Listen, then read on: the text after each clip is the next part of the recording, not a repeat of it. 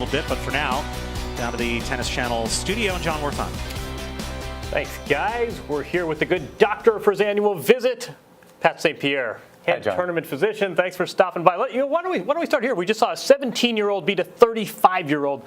What's the difference physiologically being out in the heat for players of two different ages? Well, 17-year-olds are obviously going to be pretty well conditioned, and the heat won't affect them as much as a 35-year-old. But the 35-year-old knows what to do. So they've been around for a long time, and they've hydrated, and they've done all the right things.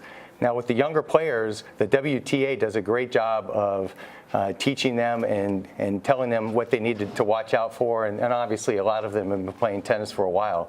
But they get a lot of counseling right away on how to stay in good condition and how to take care of the heat.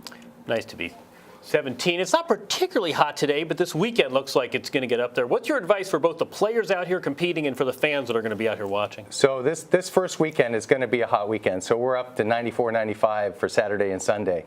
So we're concerned about more the spectators that are coming in than the players. The players know how to take care of their condition, and they know how to hydrate and be ready for the matches. But oftentimes the spectators don't know how to do that. So my advice to spectators, because you're going to come out and you're going to have a great time, and it's beautiful weather out here, but if you're going to have a beer, I'd suggest you be a two-fister. Have a beer in one hand and a bottle of water in the other hand. You're going to say two fists, two beers. I was going to say, yeah, doctor. No. You've seen all sorts of injuries out here, strains and sprains. You've been doing this for 9 years now. Give us your most unusual tennis player injury.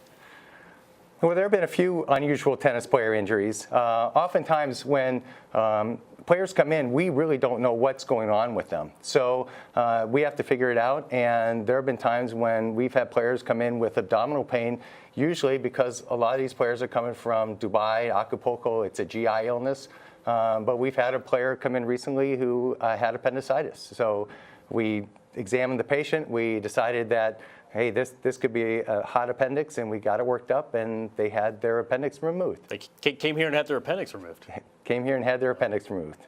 I think we see players on TV, we see them calling the trainer, we see the mid-match calls. That's not your job. Give us a sense of what's the interplay between a tournament physician and the trainers that we see making these runs during changeovers to attend to players. Okay, that's a great question, because the tours, both tours, the ATP and the WTA, they provide their own trainers. These are seasoned professionals that travel with the tour throughout the world, all through the time. Now, they'll rotate, so you won't have the same trainers every single time, but the players all know these trainers. So the first thing that usually will happen is there'll be a court call and the trainer will be called out.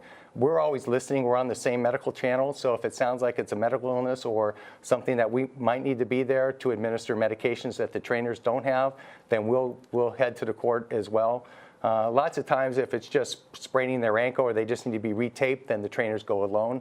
But there's outstanding training staffs for both the WTA and the ATP. Players lucky to have them, lucky to have you as well. Thanks for visiting it as always. And Brett, let's go back to you in Garbina Muguruza. All right, thank you. And speaking of the doctor, we had trainer